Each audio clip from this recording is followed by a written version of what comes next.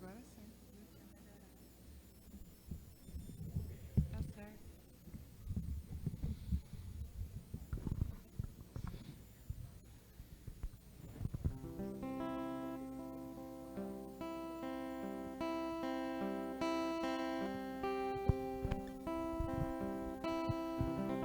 Vinde, ó Deus, em meu auxílio, socorrei-me sem demora.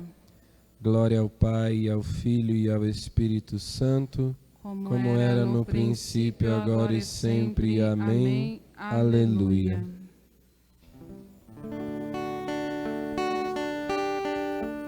11h havendo passado, chega a tarde, o dia termina. Entoemos louvores a Cristo, que é a imagem da glória divina. Já passaram as lutas do dia, o trabalho por vós contratado. Dai aos bons operários da vinha dons de glória no reino esperado.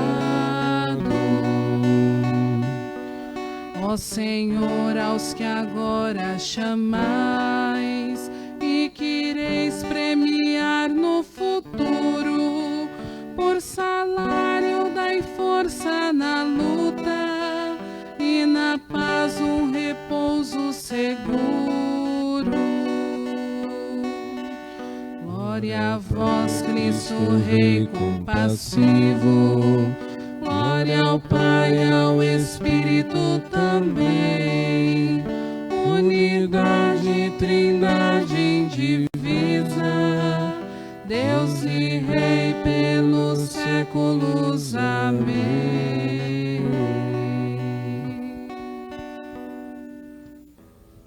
Podem se sentar.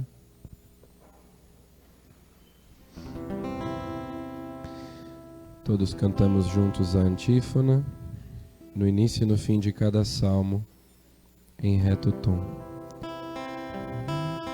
Libertai minha vida da morte e meus pés do tropeço, Senhor. Eu amo o Senhor porque ouve o grito da minha oração. Inclinou para mim seu ouvido no dia em que eu o invoquei.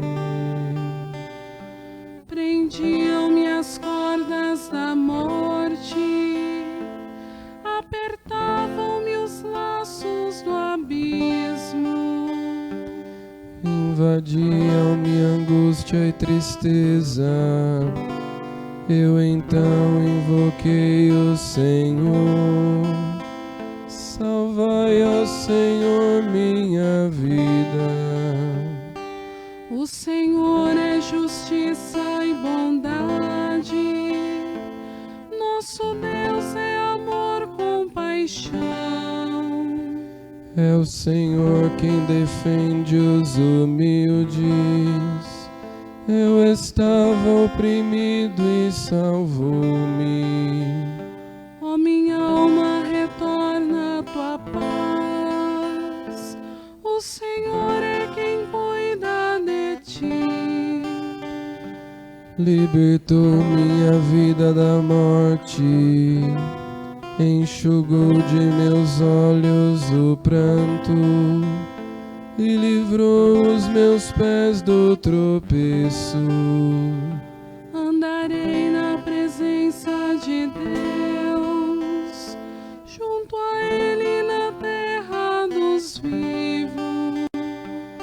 Glória ao Pai, ao Filho e ao Espírito Santo, como era no princípio, agora e sempre. Amém.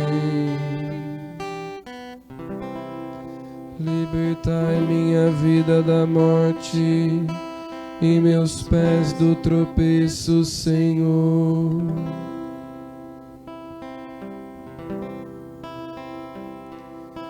Do Senhor é que me vem o meu socorro, do Senhor que fez o céu e fez a terra. Eu levanto os meus olhos para os montes, de onde pode vir o meu socorro? Do Senhor é que me vem o meu socorro, do Senhor que fez o céu e fez a terra. Ele não deixa tropeçarem os meus pés, e não dorme quem te guarda e te vigia. Oh não, ele não dorme nem cochila, aquele que é o guarda de Israel. O Senhor é o teu guarda, o teu vigia, é uma sombra protetora à tua direita. Não vai ferir-te o sol durante a noite, nem a lua através de toda a noite. O Senhor te guardará de todo mal, Ele mesmo vai cuidar da tua vida. Deus te guarda na partida e na chegada, Ele te guarda desde agora e para sempre. Glória ao Pai, ao Filho e ao Espírito Santo, como era no princípio, agora e sempre. Amém. Do Senhor é que me vem o meu socorro, do Senhor que fez o céu e fez a terra.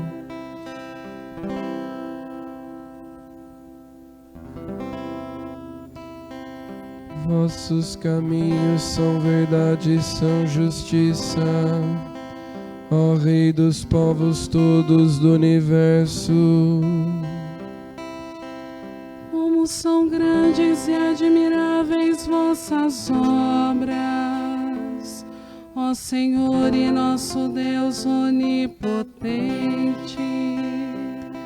Vossos caminhos são verdade e são justiça, ó Rei dos povos todos do universo. Quem, Senhor, não haveria de temer-vos, e quem não honraria o vosso nome? Pois somente vós, Senhor, é que sois santo. As nações todas hão de vir perante vós, e prostradas haverão de adorar-vos, pois vossas justas decisões são manifestas. Glória ao Pai, ao Filho e ao Espírito Santo, como era no princípio, agora e sempre. Amém. Vossos caminhos são verdade e são justiça, ó Rei dos povos todos do universo.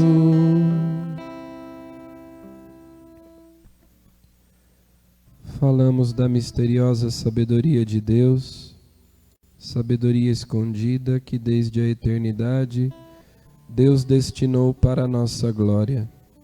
Nenhum dos poderosos deste mundo conheceu essa sabedoria, pois se a tivessem conhecido não teriam crucificado o Senhor da glória. Mas como está escrito, o que Deus preparou para os que o amam é algo que os olhos jamais viram, nem os ouvidos ouviram, nem coração algum jamais pressentiu. A nós Deus revelou esse mistério através do Espírito.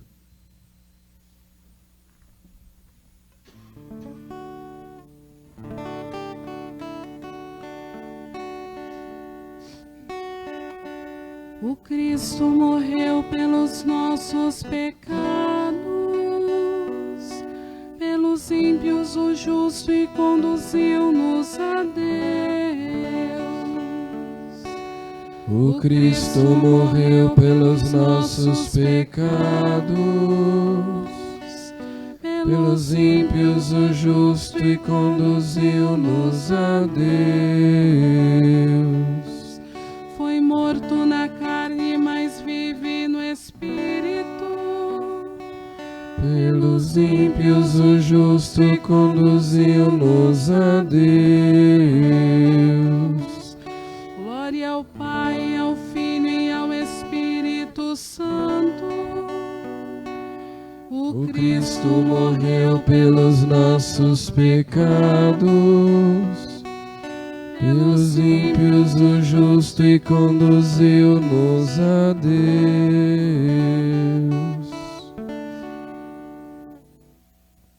Fiquemos de pé.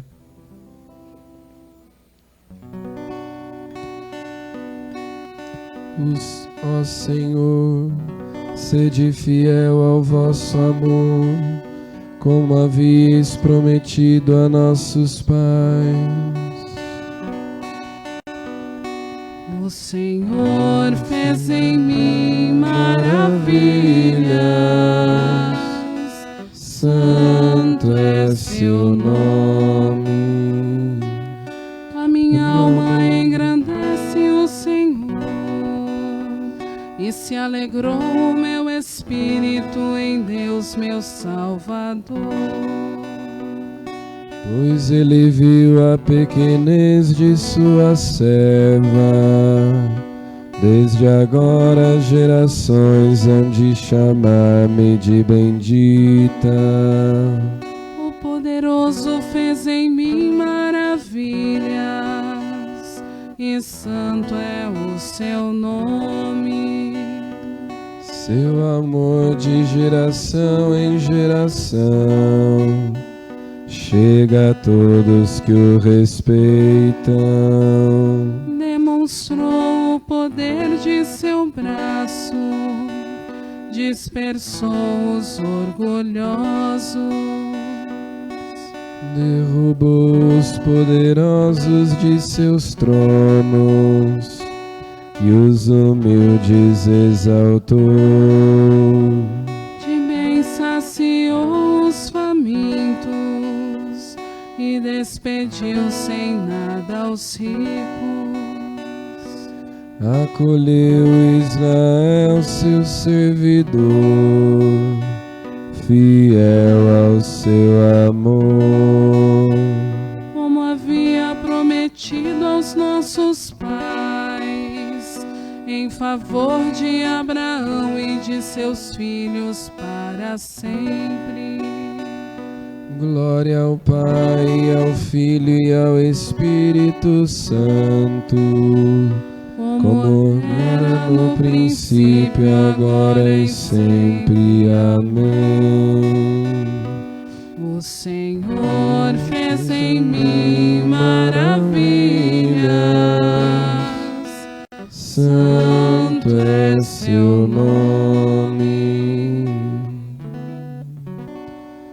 Ó Senhor, sede fiel ao vosso amor, como havíeis prometido a nossos pais.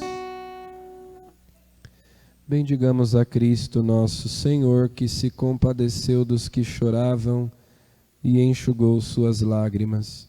Cheios de confiança lhe peçamos. Senhor, tende compaixão do vosso povo. Senhor Jesus Cristo, que consolais os humildes e os aflitos, olhai para as lágrimas dos pobres e oprimidos. Senhor, compaixão do vosso povo. Deus de misericórdia, ouviu o gemido dos agonizantes e enviai os vossos anjos para que os aliviem e confortem. Senhor, tende compaixão do vosso povo. Fazei que todos os exilados sintam a ação da vossa providência, para que regressem à sua pátria e também alcancem um dia a pátria eterna. Senhor, tende compaixão do vosso povo. Mostrai os caminhos do vosso amor aos que vivem no pecado, para que se reconciliem convosco e com a Igreja. Senhor, tende compaixão do vosso povo. Salvai na vossa bondade os nossos irmãos e irmãs que morreram e dai-lhes a plenitude da redenção. Senhor, tende compaixão do vosso povo. Atentos ao modelo de oração dado por Cristo nosso Senhor, digamos: Pai nosso que estais nos céus, santificado seja o vosso nome. Venha a nós o vosso reino. Seja feita a vossa vontade, assim na terra como no céu. O pão nosso de cada dia nos dai hoje. Perdoai-nos as nossas ofensas, assim como nós perdoamos a quem nos tem ofendido. E não nos deixeis cair em tentação, mas livrai-nos do mal. Senhor Deus, que cumulastes de graça o imperador Henrique, elevando-o de modo admirável das preocupações do governo terrestre às coisas do céu, concedei por suas preces que vos busquemos de todo o coração entre as vicissitudes deste mundo. Por nosso Senhor Jesus Cristo, vosso Filho, na unidade do Espírito Santo. O Senhor nos abençoe, nos livre de todo mal e nos conduza à vida eterna.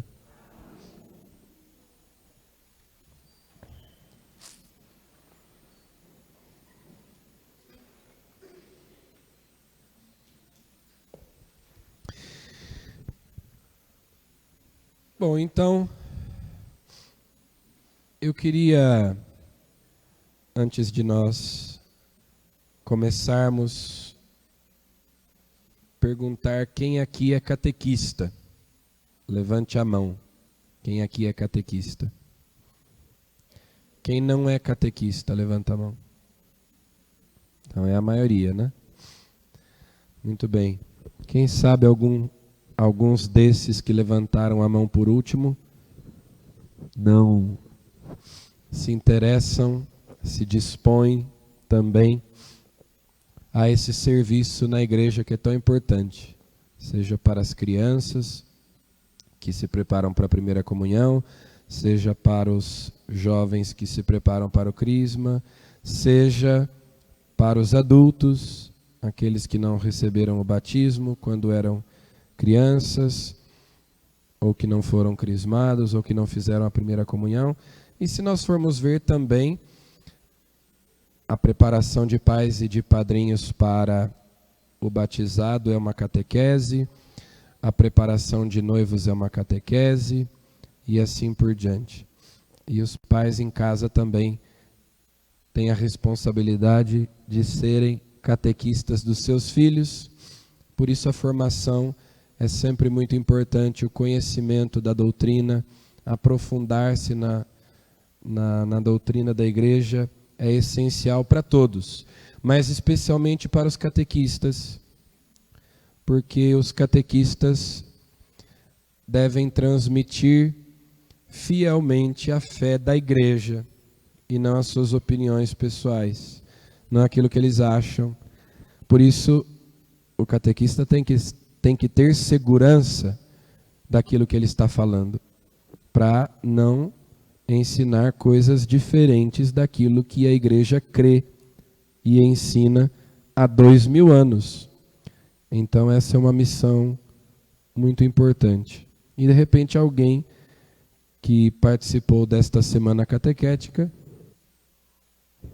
e que não é catequista, a maioria aqui, se motiva e se dispõe a ser também catequista, a assumir esse ministério. Bom, então nós percorremos as páginas das Escrituras ao longo desta semana e fomos encontrando os tipos, as imagens, as figuras que nos remetem a Nossa Senhora, que nos ajudam a compreender um pouco mais esse mistério da Mãe de Deus. Mas há uma expressão latina que diz de Maria nunquam satis, ou seja, de Maria nunca se dirá o bastante. Uma semana não é suficiente.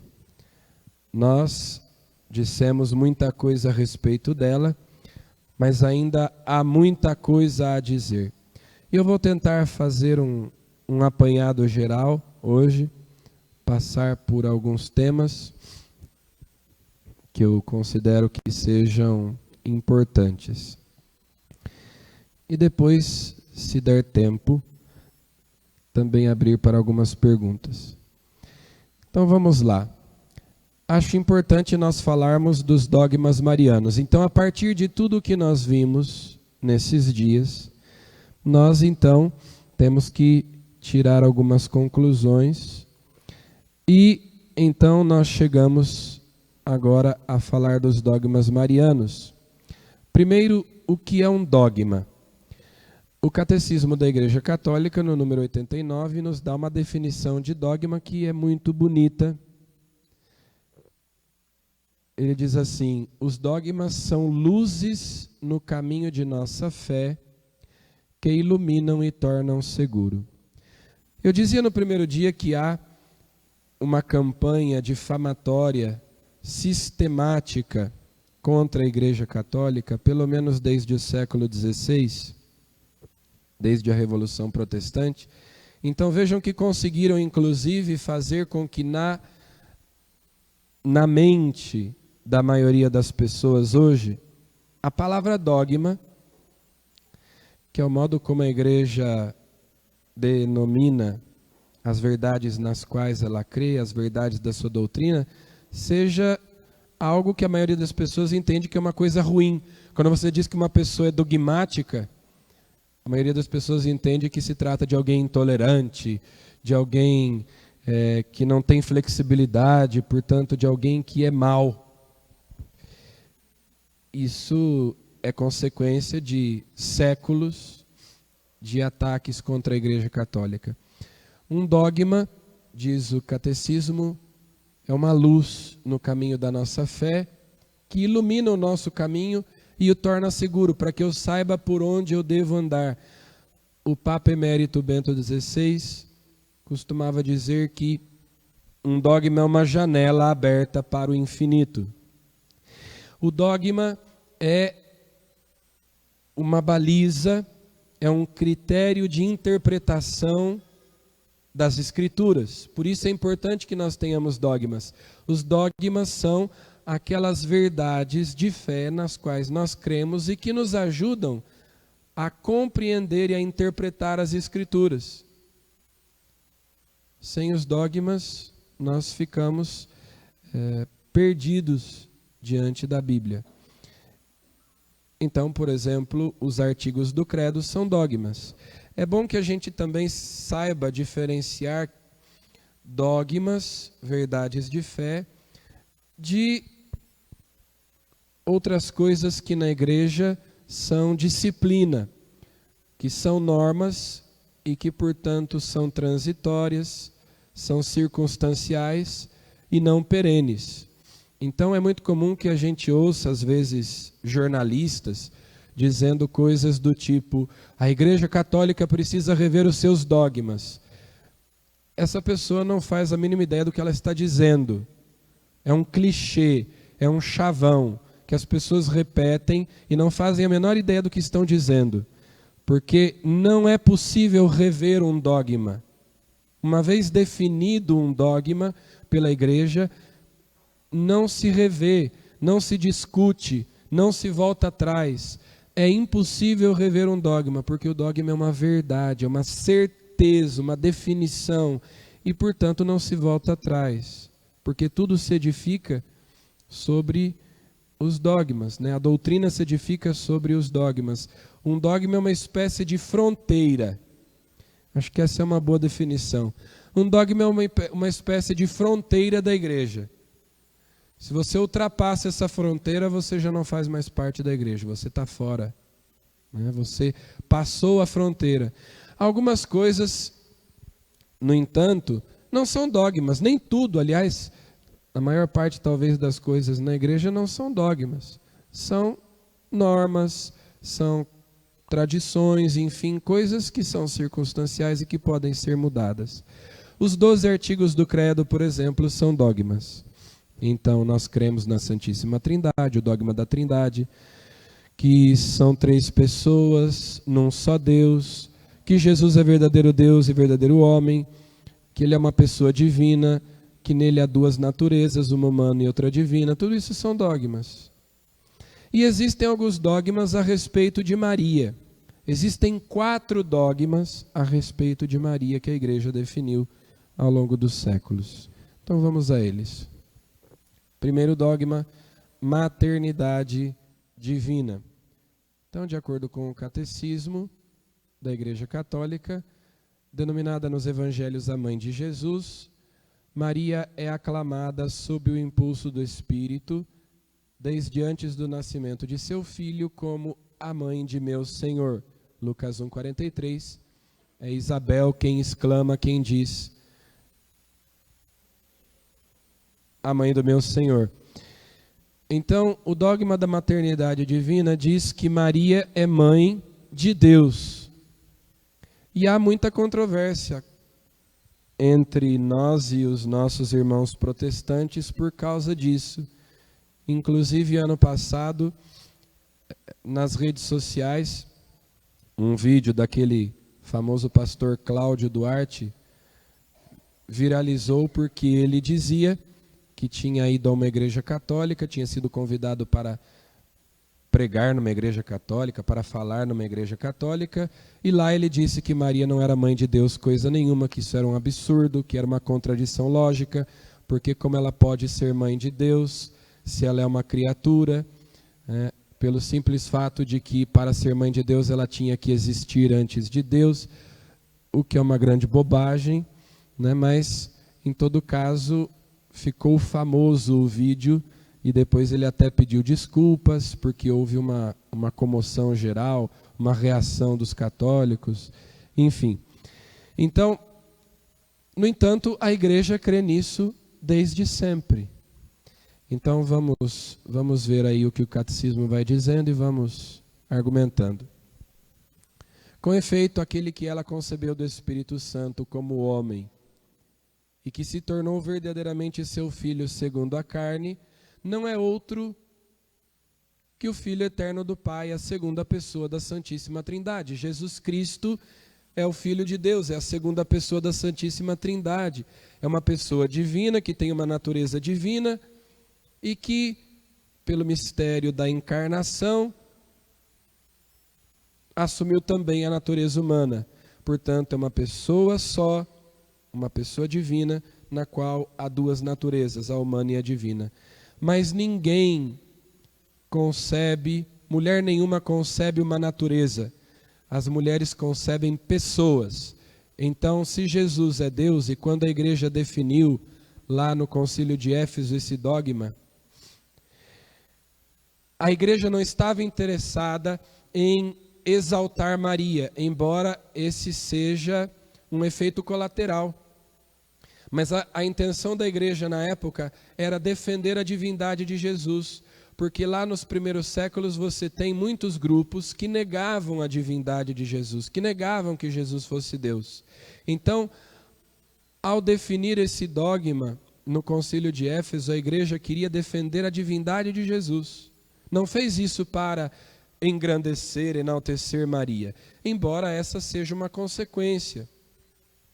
Mas se você diz que Maria não é mãe de Deus, evidentemente ela é mãe de Deus, da segunda pessoa. Ela não é mãe do Pai, ela não é mãe do Espírito Santo. Mas se Jesus é Deus, ela tem que ser necessariamente mãe de Deus.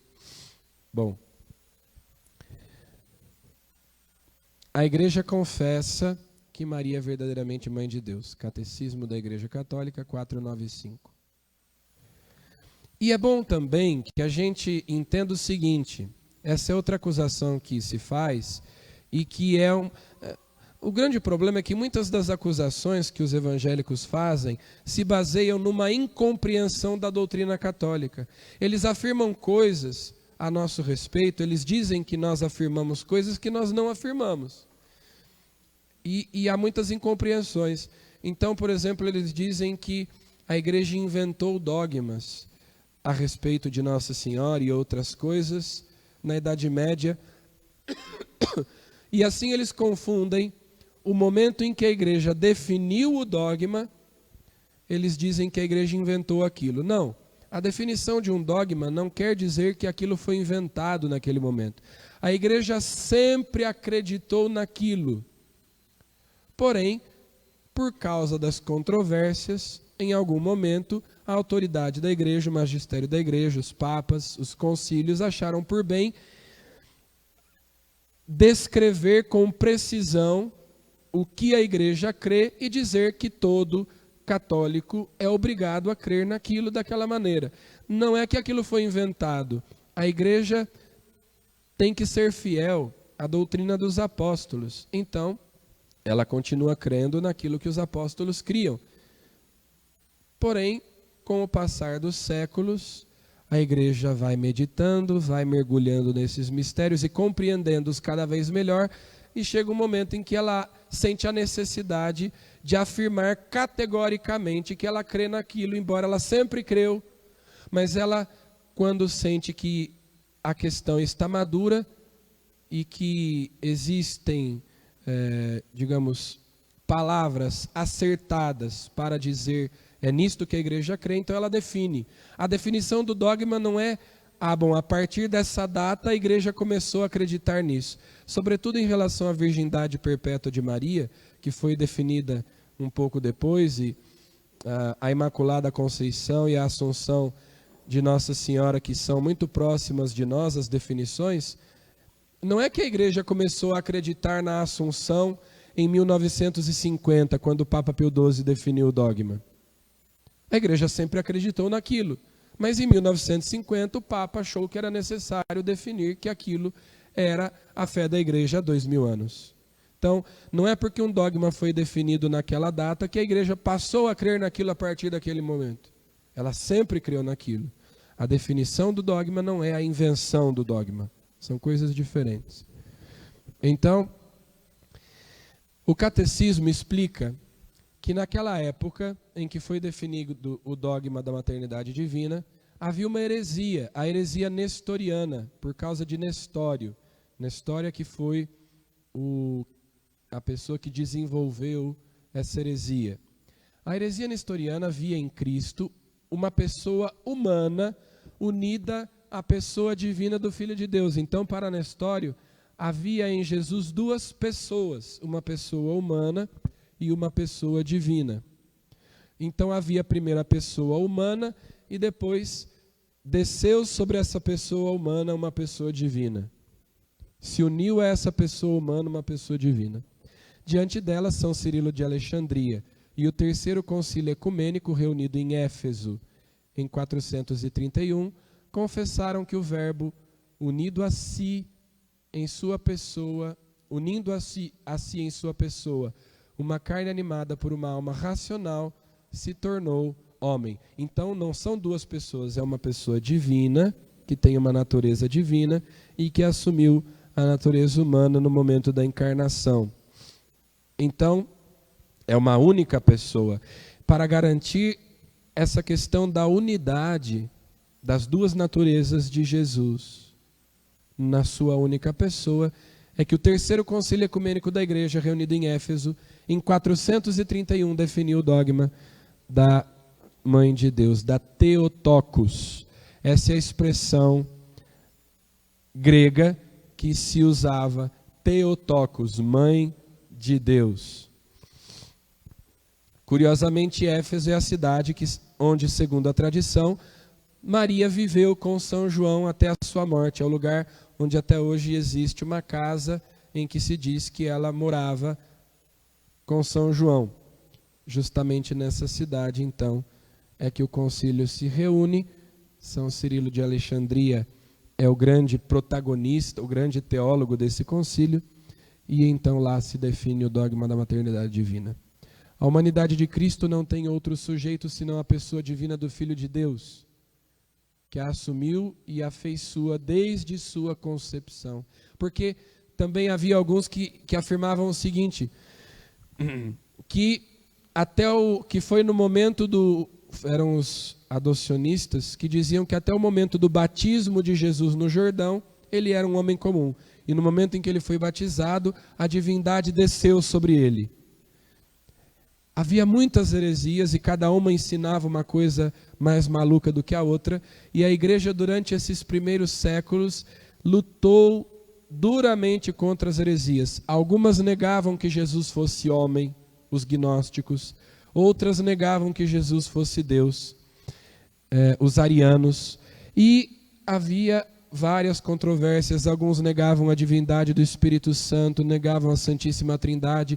Então, os primeiros 4 concílios da igreja, pelo menos, Niceia, Constantinopla, Éfeso e Calcedônia, lutaram duramente, bravamente, contra essas heresias. Então a igreja estava interessada em defender a verdade a respeito de Jesus. Por isso o concílio de Éfeso proclamou em 431 que Maria se tornou de verdade mãe de Deus pela concepção humana do Filho de Deus em seu seio. Mãe de Deus, não porque o Verbo de Deus tirou dela sua natureza divina. É evidente que Maria não existia antes de Deus, é impossível que ela tenha existido antes de Deus. Ela não transmitiu a Jesus a sua natureza divina. Ela transmitiu a Jesus a sua natureza humana. No entanto, se esse homem, Jesus, é Deus feito homem, nós devemos poder dizer que ela é mãe de Deus. Nestório dizia não, nós podemos dizer que ela é mãe de Cristo, mas não que ela é mãe de Deus. Ora, mas se o Cristo é Deus feito homem, nós devemos poder dizer que ela é mãe de Deus.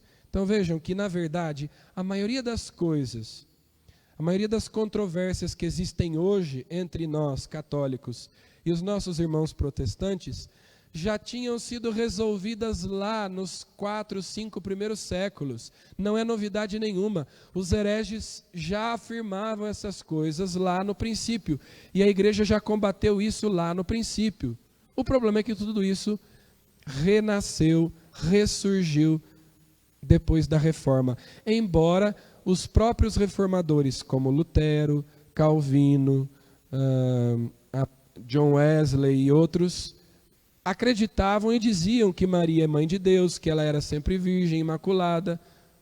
São os evangélicos mais recentes que, quanto mais longe da tradição foram ficando, mais tresloucadas se tornaram as suas ideias a respeito da Bíblia, a respeito de Jesus e de Maria. Então, mãe de Deus, não porque o Verbo de Deus tirou dela a sua natureza divina, mas porque é dela que ele tem o corpo sagrado, dotado de uma alma racional, unido ao qual, na sua pessoa, se diz que o Verbo nasceu segundo a carne. E aí, existem na Bíblia indícios. Lembrem-se, nós não cremos nisso porque isso está escrito na Bíblia explicitamente. Assim como a palavra Trindade não está escrita na Bíblia. E aí é curioso, porque eles acreditam na Trindade, que foi definida pelos primeiros concílios, mas não acreditam que Maria é mãe de Deus. Não, aqueles bispos que estavam em Éfeso não tinham autoridade para afirmar isso. Mas então também não tinham autoridade para dizer que Jesus é Deus, que o Espírito Santo é Deus. Então, como é que creem na Trindade? Se a Bíblia não fala de Trindade, não existe a palavra Trindade na Bíblia.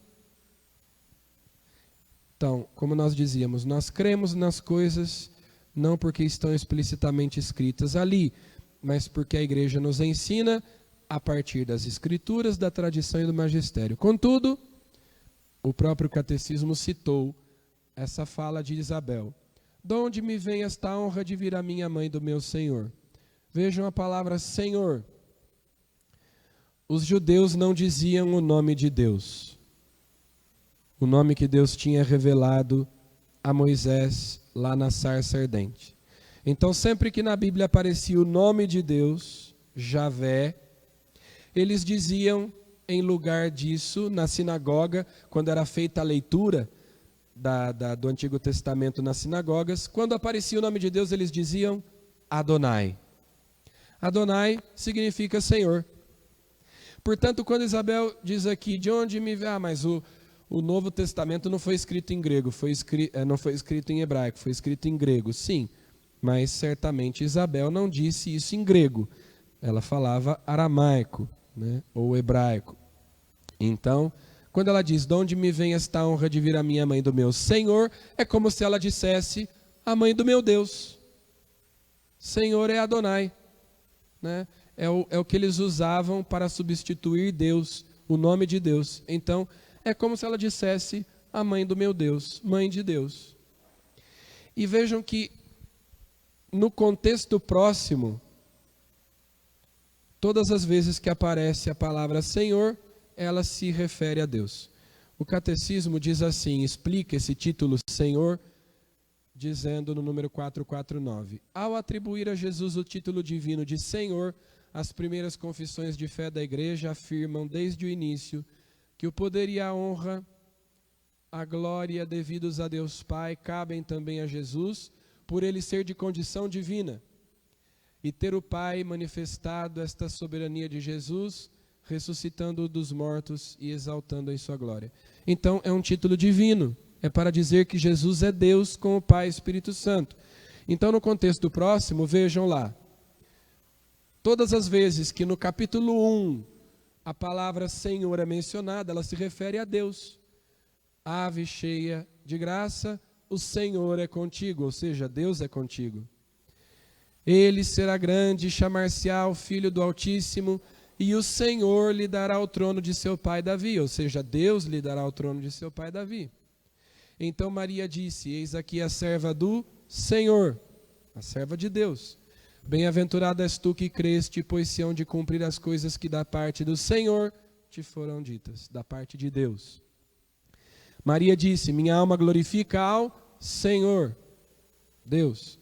Os seus vizinhos e parentes souberam que o Senhor lhe manifestara a sua misericórdia e congratulavam-se com ela, Isabel, no momento do nascimento de João Batista, né? Então, o Senhor, Deus lhe manifestara a sua misericórdia. E por fim, bendito seja o Senhor Deus de Israel, porque visitou e resgatou o seu povo. Então, se em todo o capítulo 1, sempre que aparece a palavra Senhor, ela se refere a Deus, quando Isabel disse, como pode vir a minha mãe do meu Senhor, é evidente que aí também a palavra Senhor significa Deus, e portanto ela diz, a mãe do meu Deus, a mãe de Deus. Pronto, a Bíblia diz, sim, que Maria é mãe de Deus. Além disso, eu queria que vocês rezassem comigo essa oração. Leiam comigo. A vossa proteção recorremos, Santa Mãe de Deus. Não desprezeis as nossas súplicas em nossas necessidades, mas livrai-nos sempre de todos os perigos. Ó Virgem gloriosa e bendita. Já ouviram essa oração? Se chama Subtuum Praesidium, em latim, sob a vossa proteção. Vocês sabem quando foi composta essa oração? No século III. Foi encontrado, no século XX, foi encontrado um pergaminhozinho assim pequeno, que continha esta oração, e os cientistas fizeram a datação desse pergaminho, e esse pergaminho era do século IV, do século III. Então vejam, o concílio de Éfeso aconteceu no século IV, mas já no século III se rezava essa oração em Alexandria, no Egito. Portanto, já no século II, provavelmente, porque se a oração estava escrita, ela deve ser mais antiga, no século II e III, já se rezava uma oração no qual se diz explicitamente a expressão Santa Mãe de Deus. E o mais curioso, os cristãos no século III, muito antes de Constantino, portanto, que é quando os protestantes dizem que a Igreja Católica foi inventada e inventou essa história de rezar a Maria, de pedir as coisas a Maria, vejam que essa oração diz: à vossa proteção recorremos, Santa Mãe de Deus. Mas os protestantes dizem: Maria está morta, ela está lá dormindo, ela não pode ouvir oração de ninguém. A Igreja Católica inventou esse negócio de rezar para Maria na Idade Média, mas século III não é Idade Média. Constantino nem tinha nascido ainda e os cristãos já rezavam: à vossa proteção recorremos, Santa Mãe de Deus. Não desprezeis as nossas súplicas em nossas necessidades, mas livrai-nos sempre de todos os perigos, ó Virgem gloriosa e bendita. Isso aqui não é invenção dos cristãos da Idade Média. Isso aqui lá no século III e provavelmente já no século II era rezado pelos cristãos. Então, a tradição confirma aquilo em que nós cremos. O Papa Pio XII, a respeito da maternidade divina de Maria, diz o seguinte: na verdade, desta sublime missão da Mãe de Deus, nascem como de uma misteriosa e limpidíssima fonte todos os privilégios e graças que adornam de uma forma admirável e numa abundância extraordinária a sua alma e a sua vida. Por isso, com razão, declara Santo Tomás de Aquino que a bem-aventurada Virgem Maria, pelo fato de ser Mãe de Deus, recebe do bem infinito, que é Deus, uma certa dignidade infinita. Então vejam que todos os privilégios de Maria decorrem desse. Quando nós dizemos que Maria é, por exemplo, imaculada, que ela foi assunta ao céu e tudo mais, tudo decorre disso, porque ela recebeu de Deus uma missão singular e disso decorrem os privilégios que ela recebeu de Deus. E um desses privilégios, então, o segundo dogma que a Igreja afirma a respeito dela é a virgindade perpétua. Diz lá o Catecismo: o aprofundamento da fé na maternidade virginal levou a Igreja a confessar a virgindade real e perpétua de Maria, mesmo no parto do Filho de Deus feito homem. Com efeito, o nascimento de Cristo não diminuiu, antes consagrou a integridade virginal da sua mãe. A liturgia da Igreja celebra Maria ei partenos, como a sempre virgem. Essa expressão, ei partenos, sempre virgem, também é muito antiga, do século IV, pelo menos, desde o século IV, pelo menos, nós encontramos a expressão ei partenos, que significa sempre virgem. E nós já tínhamos visto o próprio Santo Irineu de Lyon, lá no século II, comparando a Virgem Maria à Virgem Eva, e dizendo lá, né, que ela era incorrupta e tal. Vejam, a maioria dos protestantes concorda conosco que Maria foi virgem antes do parto, ou seja, que ela concebeu virginalmente, que não foi São José, né, quem concebeu Jesus. Ele foi concebido por obra do Espírito Santo e isso é claro nos evangelhos. O que eles discordam é que ela tenha continuado virgem depois.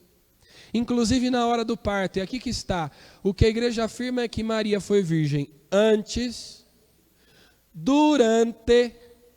mas como é que uma mulher pode dar à luz uma criança e continuar sendo virgem?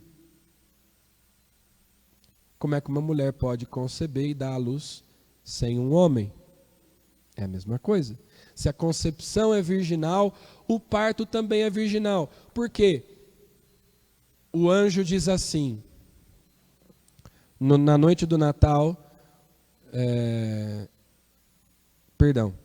eu estou confundindo as bolas aqui. O profeta Isaías diz, eis que uma virgem conceberá e dará à luz. A virgem não só conceberá, mas ela dará à luz. e continuará virgem. A virgem concebe e dá à luz. Os padres da igreja primitiva costumavam explicar isso com uma metáfora em que eles dizem assim: bom, assim como a luz atravessa uma vidraça sem quebrar a vidraça, o Filho de Deus nasceu e, no entanto, ela continuou virgem. Até porque, como a igreja também afirma que ela foi concebida sem a mancha do pecado original, e o livro do Gênesis descreve as dores do parto como uma consequência do pecado original, então também crê que ela concebeu sem ter dores no parto. Então, portanto, é um parto miraculoso também.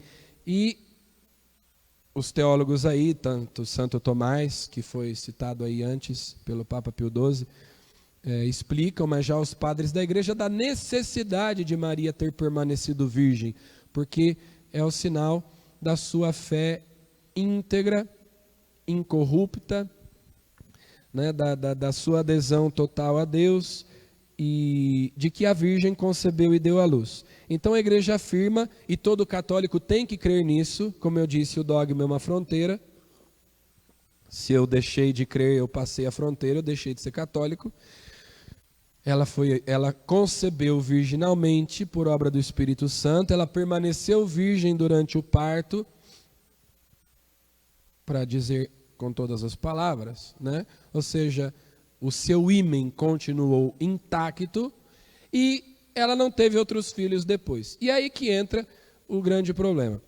Lutero acreditava nisso, Calvino acreditava nisso, eles afirmam que Maria não teve outros filhos. Mas depois, conforme os séculos foram passando, o protestantismo foi ficando cada vez mais destrambelhado, cada vez mais sem controle, cada um falando o que queria, e hoje então a maioria, no Brasil, a maioria dos evangélicos diz que Maria e José, depois do nascimento de Jesus, tiveram uma vida conjugal normal. Não é isso que a igreja ensina, né? Não é isso em que nós cremos. Bom, aí o catecismo, vamos lá, diz assim: a isso objeta-se por vezes que a Escritura menciona irmãos e irmãs de Jesus. É aí que os evangélicos dizem, né? Mas Maria teve outros filhos sim, porque a Bíblia diz que ele tinha irmãos. A igreja entendeu sempre estas passagens como não designando outros filhos da Virgem Maria. Com efeito, Tiago e José, irmãos de Jesus, são filhos de uma Maria, discípula de Cristo, designada significativamente como a outra Maria. Isso está aí lá em Mateus 28:1. Trata-se de parentes próximos de Jesus, segundo uma expressão conhecida do Antigo Testamento. Nós encontramos lá na história de Abraão, no livro do Gênesis e em outras partes do Antigo Testamento, pessoas que eram parentes próximos e eram chamados de irmãos, porque na língua hebraica não havia uma palavra específica para se designar primos, por exemplo. Então eram considerados irmãos. A igreja sempre entendeu assim, porque o Evangelho diz que Jesus tinha irmãos, mas não diz que Maria tinha filhos. São coisas completamente diferentes. Então, bom, vamos adiante que nós vamos explicando as coisas. Jesus é o filho único de Maria, mas a maternidade espiritual de Maria estende-se a todos os homens que ele veio salvar. Ela deu à luz um filho que Deus estabeleceu como primogênito de muitos irmãos. Romanos 8:29. Isto é, dos fiéis para cuja geração e educação ela coopera com amor de mãe. Então, quando dizem, Maria teve outros filhos? Teve. Nós somos filhos de Maria, né? Uma vez que ela deu à luz um filho que Deus estabeleceu como primogênito de muitos irmãos. Ela é nossa mãe na ordem da graça, como Jesus na última hora na cruz, eis aí tua mãe, eis aí teu filho. Nós somos filhos de Maria. São João, o discípulo amado, e todos nós somos filhos de Maria. Mas ela não gerou outros filhos além de Jesus, segundo a carne.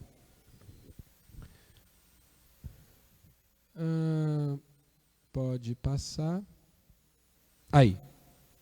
Então vejam lá, vamos entender de novo essa questão dos irmãos. Marcos 6,3, que foi o evangelho que nós lemos domingo, diz: Não é este o carpinteiro, filho de Maria, irmão de Tiago e de José, de Judas e de Simão? E não estão aqui conosco suas irmãs? E escandalizavam-se dele. Bom, vamos ver aí quem são essas pessoas. São Paulo diz assim em Gálatas 1,19: Dos outros apóstolos não vi mais nenhum, a não ser Tiago, irmão do Senhor. Então nós já sabemos aqui que Tiago, irmão do Senhor, de que falava Marcos no texto anterior, era um dos apóstolos. Na lista dos apóstolos nós encontramos 2 Tiagos. Eis os nomes dos 12 apóstolos.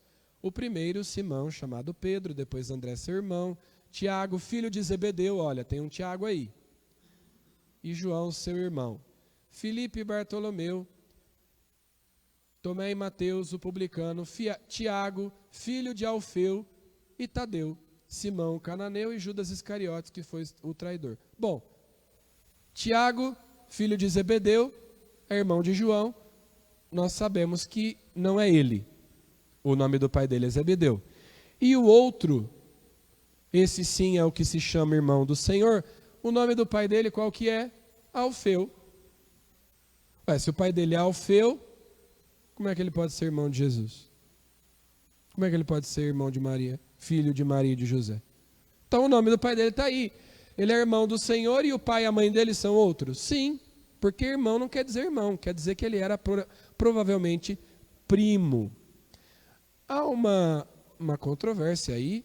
Alguns dizem que talvez poderiam ser filhos de um primeiro casamento de José, embora nada garanta que São José tenha tido um outro casamento. Provável é que também ele fosse virgem. Ou então que esse Alfeu fosse um irmão de São José, ou até filhos de uma irmã de Maria. Aí há várias hipóteses que, conforme a tradição, existem várias hipóteses. O fato é que aí está dizendo que esse Tiago, irmão do Senhor, tem um pai, e o nome do pai dele não é José, é Alfeu.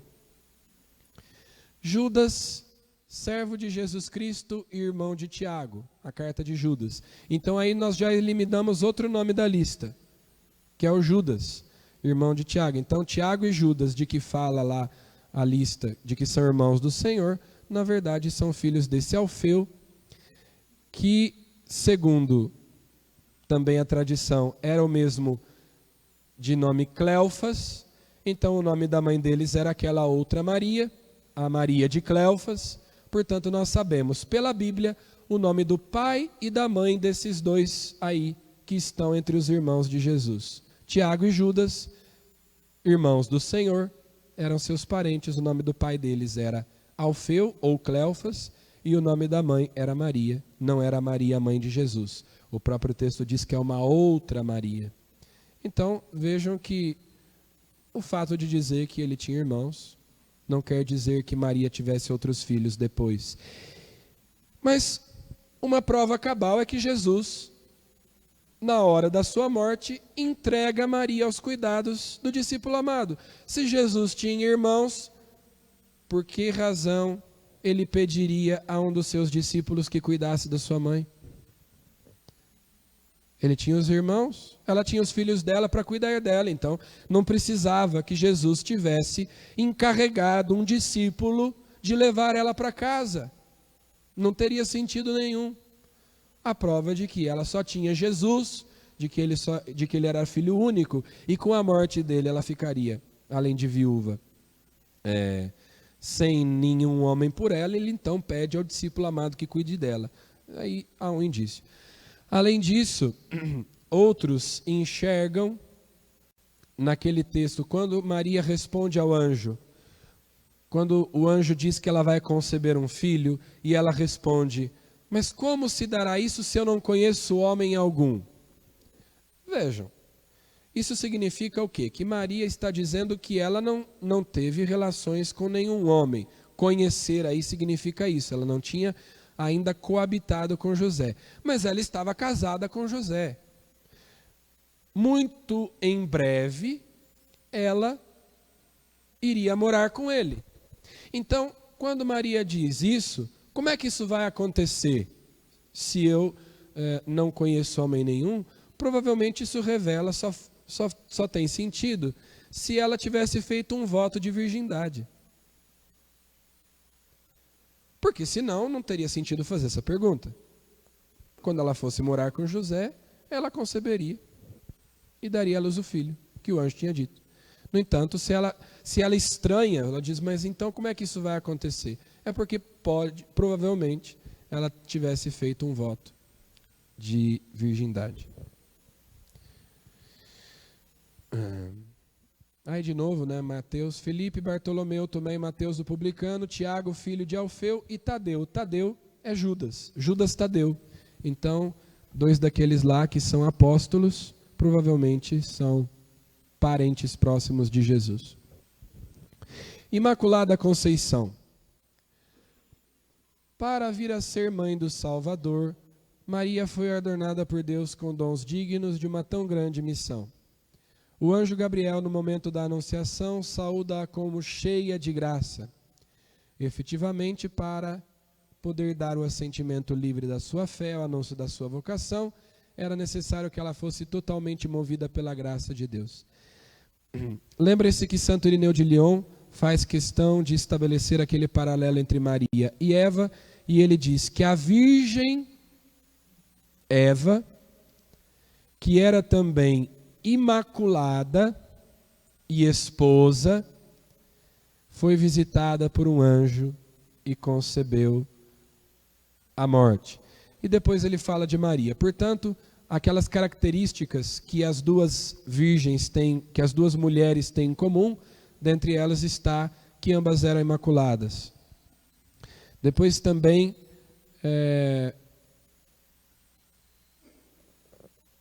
isso decorre, como diz o texto, de que ela foi escolhida para ser mãe de Deus. E aí a tipologia da Arca da Aliança também, né, nos remete a isso. Quer dizer, como nós dizíamos, se a Arca da Aliança foi construída com tanto esmero, né, se Deus deu as medidas e tudo mais com precisão, então é claro que ele também teve o cuidado de fazer a Arca da Nova Aliança com o que tinha de melhor, portanto, fazendo-a toda santa. Por isso a Igreja crê que Maria, no instante da sua concepção, foi preservada da mancha do pecado original, em vista dos méritos de Cristo, é evidente. Maria diz no Magnífica, a minha alma engrandece o Senhor e meu espírito exulta em Deus, meu Salvador. Ela foi salva por Jesus também. Mas ela recebe os frutos da redenção de um modo único, sendo preservada do pecado. Enquanto que nós somos libertados do pecado, ela foi preservada, impedida de cair, né, já no momento da sua concepção. Ela não teve a mancha do pecado original, para que ela fosse um tabernáculo digno, uma arca digna para receber aquele que é o santo de Deus. Ela tinha que ser toda santa também. Então a Igreja crê na Imaculada Conceição de Maria. Ao longo dos séculos, a Igreja tomou consciência de que Maria, acumulada de graça por Deus, tinha sido redimida desde a sua conceição. É o que confessa o dogma da Imaculada Conceição, proclamado em 1854 pelo Papa Pio IX. Então aí está. Nossa, mas a Igreja definiu esse dogma em 1854? Sim, mas a Igreja já cria nisso há muitos séculos. A questão é que nesse momento o Papa achou por bem definir que a Igreja cria nisso e que isso era um dogma de fé que tinha que ser aceito por todos, porque é justamente aí que a controvérsia com os protestantes estava mais latente em relação a isso, né? Então, o Papa Pio IX diz, por uma graça e favor singular de Deus onipotente, e em previsão dos méritos de Cristo, Salvador do gênero humano, a bem-aventurada Virgem Maria foi preservada intacta de toda a mancha do pecado original no primeiro instante da sua conceição. Então vejam o que ele diz: em vista dos méritos de Cristo, em previsão dos méritos de Cristo, ela também foi salva por ele. É graça de Deus. Ele fez em mim maravilhas, né, diz o Magnífica. Mas ela diz: todas as gerações me proclamarão bem-aventurada, porque o Todo-Poderoso fez em mim maravilhas. É obra de Deus nela. Portanto, dizer que Maria não é imaculada não é só diminuir Maria. É dizer que Deus não pode fazer aquilo. E aí a gente se pergunta assim, né? Se você pudesse criar a sua mãe sem pecado, você o faria? Se você pudesse criar a sua mãe sem pecado, você o faria? Pois é, Deus pode. Pode e fez. Você não pode, mas Ele pode. Então, Ele quis que a sua mãe fosse concebida sem pecado, em vista da missão que ela receberia de ser a sua mãe. Este esplendor de uma santidade de todo singular com que foi enriquecida desde o primeiro instante de sua conceição, vem-lhe totalmente de Cristo. Foi remida de um modo mais sublime em atenção aos méritos de seu Filho. Mais que toda e qualquer outra pessoa criada, o Pai a encheu com toda espécie de bênçãos espirituais nos céus em Cristo, conforme Efésios 1:3. Nele a escolheu antes da criação do mundo, para ser na caridade santa e irrepreensível na sua presença. Então vejam que São Lucas descreve a anunciação e ele diz que o anjo saúda Maria assim: Ave cheia de graça, o Senhor é contigo. Ora, a expressão cheia de graça indica a Imaculada Conceição de Maria. Porque na Bíblia, graça é aquilo que se contrapõe a pecado. Então, nas contraposições que nós encontramos no Novo Testamento, nós temos assim, por exemplo, luz, luzes, trevas, vida, morte, escravidão, liberdade, bênção, maldição, pecado, graça. A graça é a contraposição do pecado. Ela é cheia de graça, portanto, ela é sem pecado. A expressão que São Lucas usa em grego é Kaire kecharitomene. Kaire significa alegra-te. São Jerônimo traduziu para o latim como ave, mas em grego é alegra-te. Kaire kecharitomene. Essa palavra kecharitomene não aparece outra vez na Bíblia. Ela só aparece aí dessa maneira. Quer dizer, dessa forma.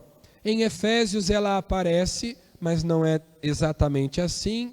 A declinação é diferente, o tempo verbal é diferente. E lá em Eclesiástico aparece uma outra vez. Portanto, além daí ela aparece em outros dois lugares, mas não é exatamente a mesma palavra. É uma única palavra que pode ser traduzida como favorecida, agraciada, mas de fato parece que a melhor tradução é essa: cheia, repleta de graça, kecharitomene. É uma palavra só, é um título. Volta um pouquinho, percebam o seguinte: o anjo Gabriel diz: ave cheia de graça, alegra-te cheia de graça. Cheia de graça é como ele a chama, é o nome de Maria. Nós, quando rezamos a Ave Maria, dizemos Ave Maria cheia de graça. Mas o que o anjo disse não foi Ave Maria. O anjo não chamou ela pelo nome. São Gabriel não disse Ave Maria. Ele disse Ave cheia de graça. É o nome dela. É um título. Em nenhum outro lugar na Bíblia se vê uma cena como essa, que um anjo chame alguém não pelo seu nome, mas por um título de honra. Para Gabriel, ela não é Maria, ela é a cheia de graça. Ela é a cheia de graça. Então, aí eles dizem assim, mas lá em Atos 6, diz que Estevão era cheio de graça. Então Estevão era imaculado também? Pois é, mas São Lucas, que escreveu os Atos, é o mesmo autor, não disse keharitomene. No grego estão as palavras pleres karitos, cheia de graça. Ele não usa a mesma palavra, ele usa pleres karitos. Keharitomene pode ser traduzido como cheia de graça, mas é outra palavra, é uma única palavra, é um título, é o nome de Maria na cena da Anunciação. Portanto, ela é a toda santa. Essa é uma expressão que se usa para dizer também que ela é imaculada. A toda santa, aquela que não tem nenhum pecado, a cheia de graça. Finalmente, a Virgem Imaculada, preservada e imune de toda a mancha da culpa original, terminado o curso de sua vida terrena, foi elevada ao céu em corpo e alma e exaltada pelo Senhor como rainha, para assim se conformar mais plenamente com o seu Filho, Senhor dos senhores e vencedor do pecado e da morte. A Assunção da Santíssima Virgem é uma singular participação na ressurreição do seu Filho e uma antecipação da ressurreição dos cristãos. No seu parto guardaste a virgindade e na tua dormição não abandonaste o mundo, ó Mãe de Deus. Alcançaste a fonte da vida. Tu que concebeste o Deus vivo e que pelas tuas orações has de livrar as nossas almas da morte. Isso é um texto de uma liturgia antiga. Quem definiu o dogma da Assunção foi o Papa Pio XII em 1950, portanto é muito recente. Vejam, mas já desde o século VI se celebra a festa da dormição de Maria. E depois também em Roma, da Assunção de Maria ao céu. E já bem antes disso há relatos de que a Virgem Maria foi assunta de corpo e alma ao céu. Por isso diz aí que o que significa isso? Que ela ressuscitou como Cristo.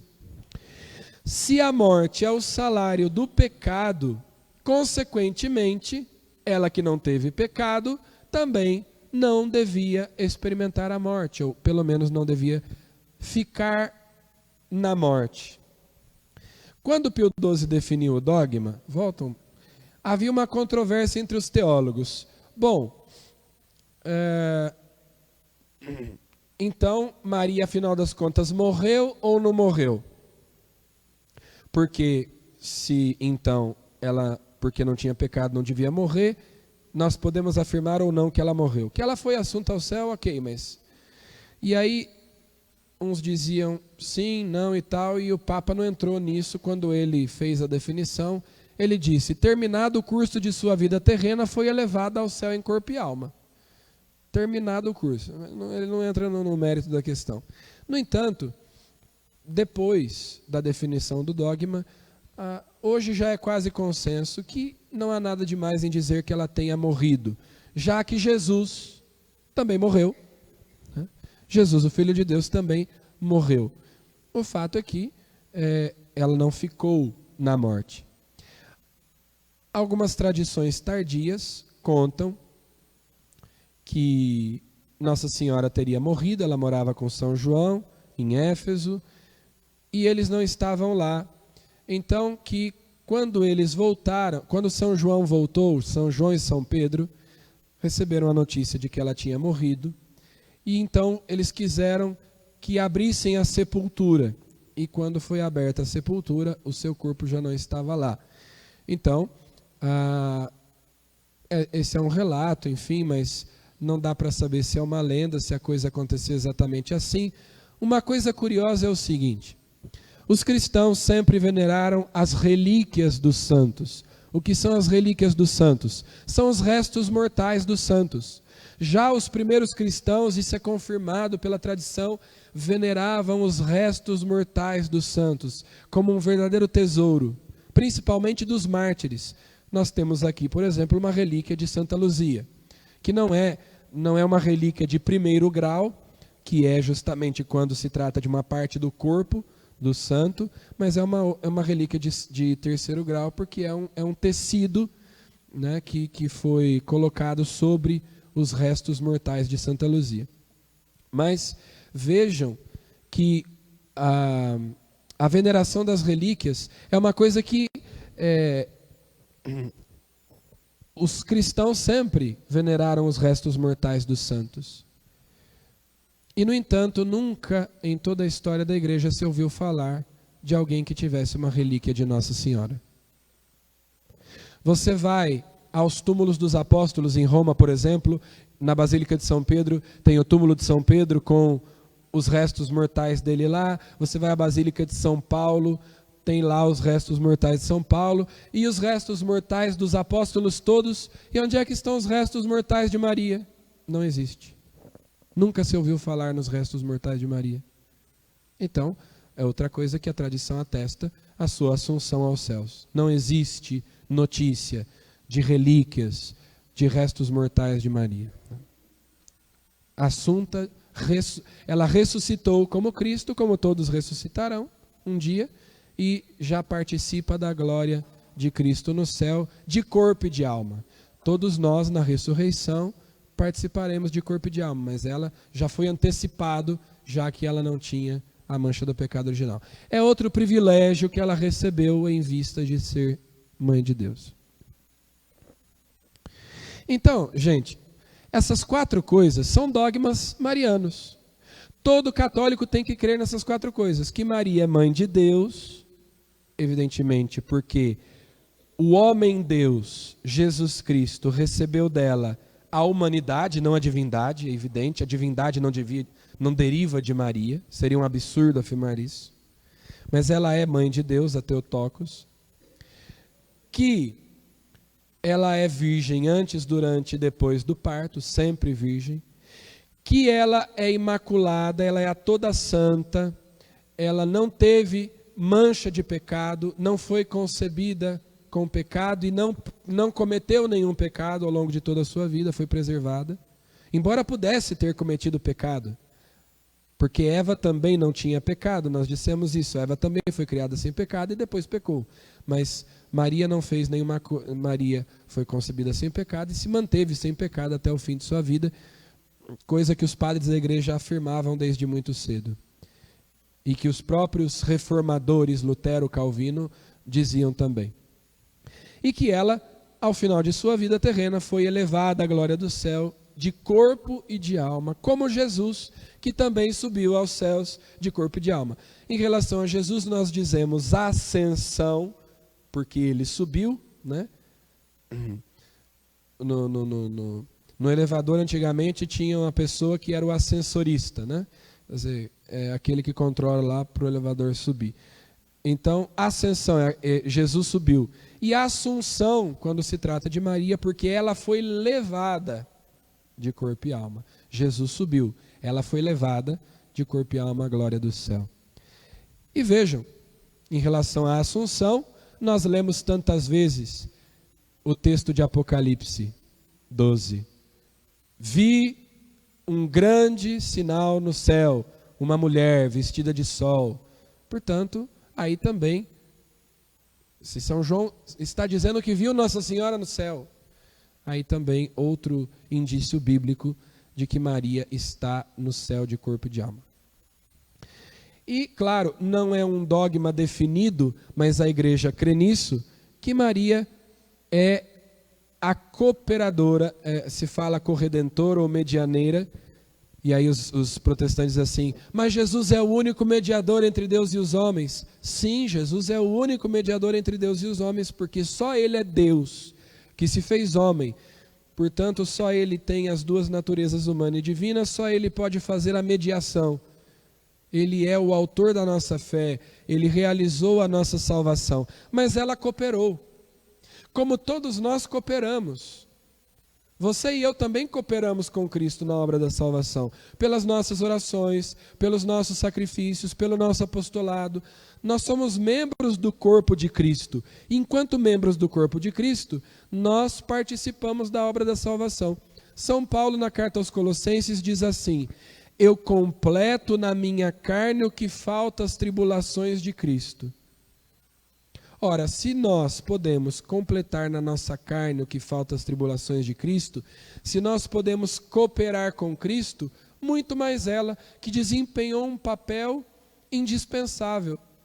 Se ela não tivesse dado o seu sim, a redenção não teria acontecido. Então, ela é chamada de mediadeira, não porque ela substitua Cristo, não porque haja em Maria uma outra mediação, mas porque ela, enquanto membro supereminente do corpo de Cristo, coopera com Cristo, como nós também cooperamos, mas ela muito mais do que nós. Então, ela é nossa advogada, nossa intercessora, como nós já dissemos nesses dias, quando vimos a questão das bodas de Caná e tudo mais. É bom, em relação à devoção a Maria, que nós façamos a seguinte distinção. A igreja usa 3 palavras diferentes, gregas, para definir o culto que ela presta. Então, há um culto que a igreja chama de latria. Latria quer dizer adoração. Nós adoramos única e exclusivamente a Deus. Se algum católico adora Maria ou os santos, não é católico. Então essa história de mariolatria, que os católicos adoram imagens, adoram Nossa Senhora, isso é bobagem. Se algum católico adora Nossa Senhora, é um herege, é um excomungado, não é católico. Eu desafio qualquer protestante a me citar um único documento da igreja, um único, que diga que é para os católicos adorarem Maria. Se me mostrarem que existe um documento de algum papa, de algum santo que diz que nós devemos adorar Maria, eu deixo de ser católico no mesmo momento. Não existe isso, de adorar Maria. Nós adoramos unicamente a Deus. E até hoje eu nunca conheci um católico que dissesse que adorava Maria. Adorar no sentido próprio da palavra, né? Porque hoje em dia o pessoal fala de adorar. Eu adoro chocolate, adoro praia, né? Não nesse sentido de gostar muito. A adoração devida somente a Deus, latria. Que é diferente da dulia. Dulia é veneração. Quando a gente honra, venera, tem uma grande estima, um grande apreço. Ora, a própria disse: todas as gerações me proclamarão bem-aventurada. Se nós devemos amar até os nossos inimigos, nós não vamos amar a mãe de Deus, a mãe de Jesus? Dulia é isso. É um amor, no caso de Maria, um amor filial, né? Mas a dulia se aplica mais especificamente aos santos em geral, que são para nós modelos, são como se fossem nossos irmãos mais velhos, que dão exemplo de vida para nós. O que nos interessa nos santos? Que eles foram amigos de Deus e são nossos amigos do céu, intercedem por nós e servem para nós de exemplo, de modelo. Como eu dizia outro dia, são o evangelho encarnado. Então, quando eu olho para a vida de um santo, o que é que chama a atenção? O amor que eles tinham para com Deus. Então, não é alguém que eu coloco no lugar de Deus, é evidente. Então é dulia, é veneração, respeito, estima, admiração. E hiperdulia é como a gente diz, como a gente define o culto que se presta à Virgem Maria. A hiperdulia é o quê? É uma super veneração. Quer dizer que Maria é mais venerada do que todos os santos juntos. Mas ela não é adorada.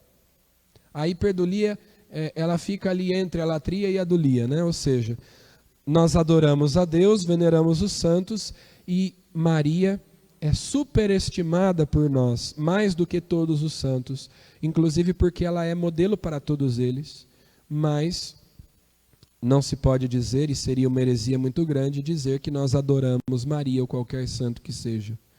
É isso em que os católicos creem. Então ficar com esse papo de que a gente adora imagem, adora santo,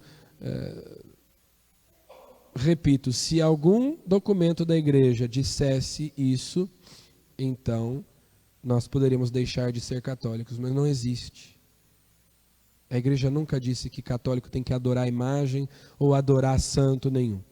Nós veneramos, admiramos, prestamos homenagem, né? É isso, dulia. E no caso de Maria, uma veneração que está acima da média, digamos assim. A mesma coisa em relação às imagens. O tempo é curto e a gente ficar agora aqui citando um monte de texto bíblico para justificar não é possível. Mas nós já vimos ao longo desses dias. Porque em Êxodo capítulo 20, Deus diz que não é para fazer imagem. E 25 ele manda fazer a serpente de bronze. Ou melhor, 25 ele manda fazer os anjos para colocar sobre a tampa da Arca da Aliança. Depois lá em Deuteronômio, Números, se não me lembro, acho que é Números, a serpente de bronze.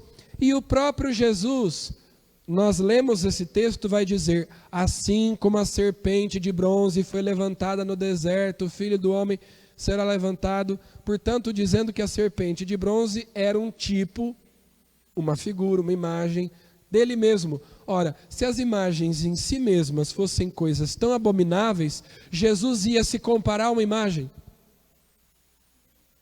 Deus ia mandar fazer imagem para pôr em cima da Arca da Aliança, o objeto mais sagrado. Faça imagens de 2 querubins. Dentro do templo de Jerusalém a mesma coisa. É evidente que não. Então, a igreja entende que essa proibição já no Antigo Testamento era relativa, portanto, ela dizia respeito aos ídolos. A palavra hebraica que está aí é essa, não é escultura, é ídolo. Não farás para ti ídolo. Um ídolo é um falso Deus. Santo não é Deus, não é falso Deus, é um servo de Deus, é um amigo de Deus, um homem, uma mulher como nós, que viveu uma vida exemplar segundo o Evangelho. Então, a imagem de um santo não é um ídolo. Eu não estou adorando o santo e nem a imagem dele. Também o culto que se presta às imagens não se refere à própria imagem, mas àquilo que ela representa, a pessoa representada por ela. Então, uma imagem de Jesus, eu não estou adorando a imagem, mas a Jesus representado por ela. Eu estou venerando uma imagem de Nossa Senhora, mas não é a imagem que eu venero, né? Eu venero a imagem enquanto representação de Maria, mas é evidente que eu não acho que Maria está lá na imagem e assim por diante. Então, é o tipo de coisa que... vejam, o próprio Jesus, no Sermão da Montanha, cita os mandamentos e ele vai, digamos, purificando os mandamentos. Por exemplo, Jesus cita o mandamento: não cometerás adultério.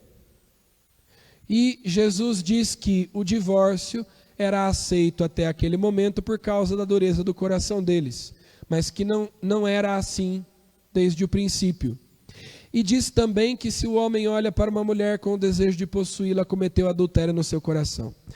No Sermão da Montanha, Jesus vai pegando os mandamentos e vai dando a eles uma interpretação mais profunda.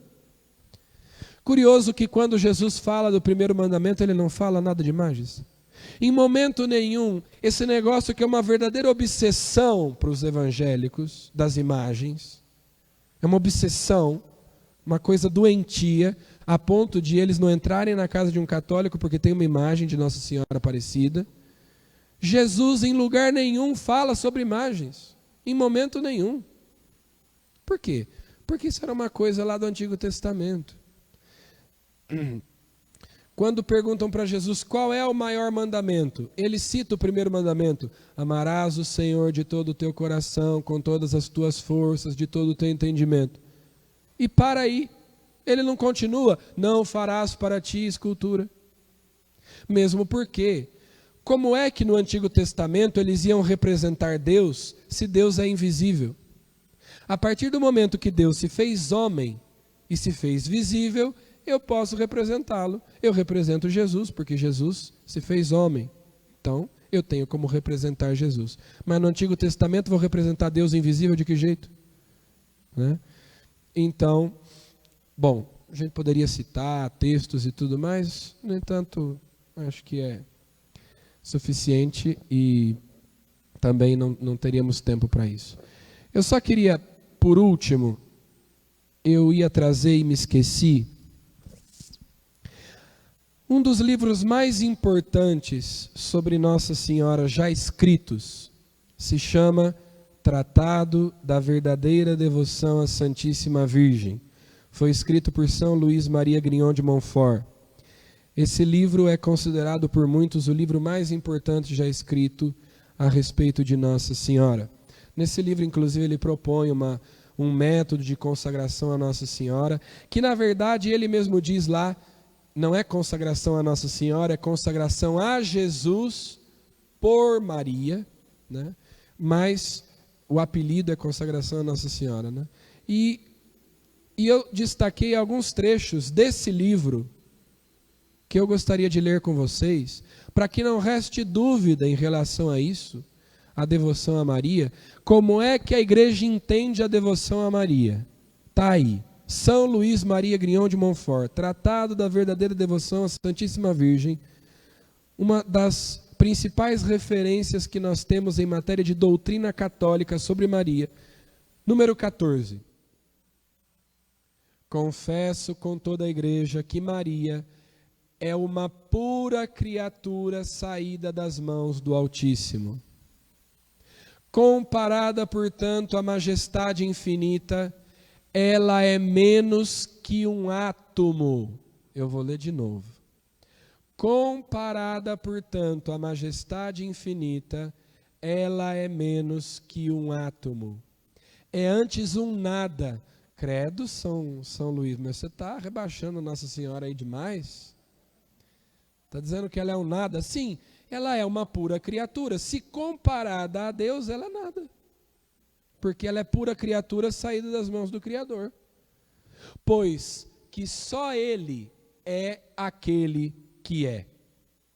E por conseguinte, este grande Senhor, sempre independente, bastando-se a si mesmo, não tem, nem teve jamais necessidade da Santíssima Virgem para a realização de suas vontades e a manifestação de sua glória. Basta-lhe querer para tudo fazer, ou seja, ele não precisava de Maria. Ele é soberano, ele é onipotente, ele faz as coisas do jeito que ele quer. Número 15. Digo, entretanto, que supostas as coisas como são, já que Deus quis começar e acabar suas maiores obras por meio da Santíssima Virgem, depois que a formou, é de crer que não mudará de conduta nos séculos dos séculos, pois é Deus, imutável em sua conduta e em seus sentimentos. Então, a questão é muito simples. Maria está infinitamente abaixo de Deus, porque é criatura de Deus. Mas Maria é a obra-prima de Deus. É a primeira das criaturas. Portanto, ela está infinitamente acima de nós. Está infinitamente abaixo de Deus, mas está infinitamente acima de nós. Ela é a obra-prima de Deus. Deus a colocou acima de todas as criaturas, inclusive dos anjos.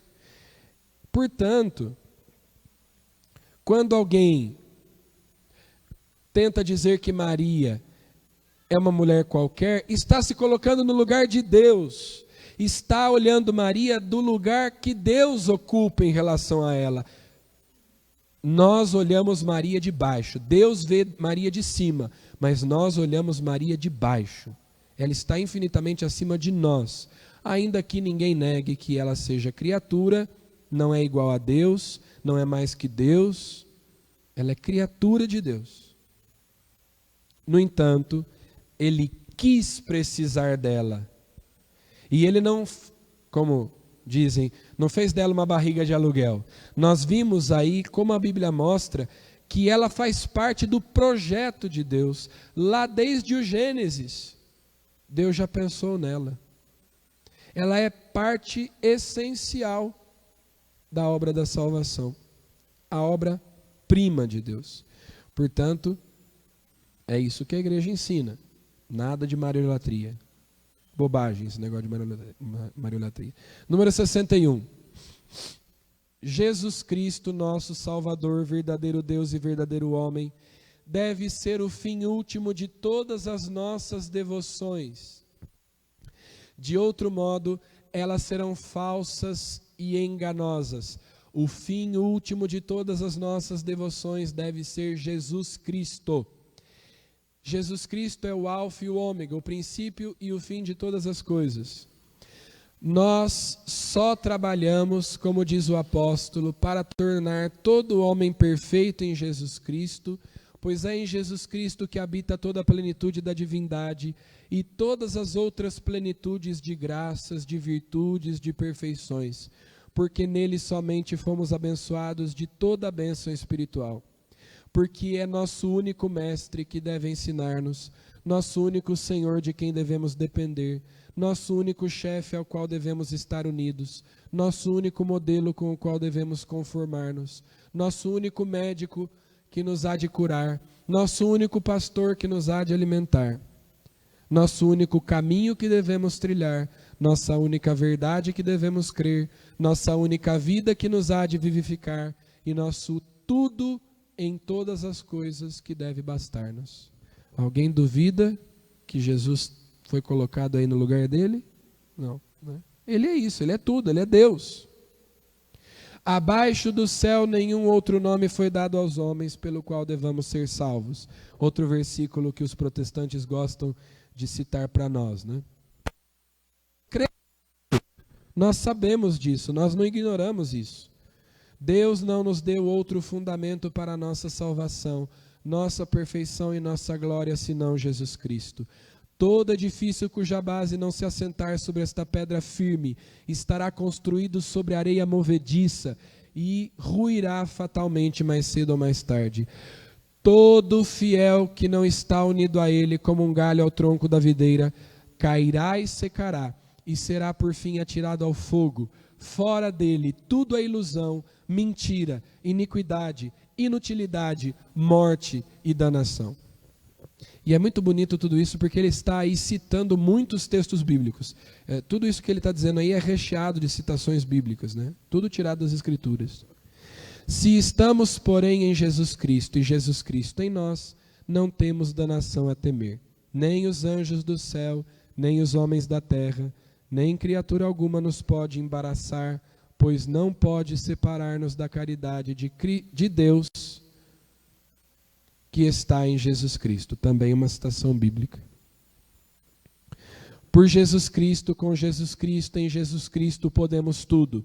Render toda a honra e glória ao Pai, em unidade do Espírito Santo, e tornar-nos perfeitos e ser para o nosso próximo um bom odor de vida eterna. E aí no número seguinte, o número 62, depois de ter dito tudo isso aí, ele ainda diz assim: se estabelecermos, portanto, a sólida devoção à Santíssima Virgem, teremos contribuído para estabelecer com mais perfeição a devoção a Jesus Cristo. Teremos proporcionado um meio fácil e seguro de achar Jesus Cristo. Vejam o que ele vai dizer aqui agora. Se a devoção à Santíssima Virgem nos afastasse de Jesus Cristo, seria preciso rejeitá-la como uma ilusão do demônio. Se a devoção à Santíssima Virgem nos afastasse de Jesus Cristo, seria preciso considerá-la uma ilusão do demônio. Mas é tão o contrário que, como já fiz ver e farei ver ainda nas páginas seguintes, esta devoção só nos é necessária para encontrar Jesus Cristo, amá-lo ternamente e fielmente servi-lo. Ou seja, a devoção, a verdadeira devoção à Santíssima Virgem não nos afasta de Jesus, ao contrário, só nos torna ainda mais próximos dele.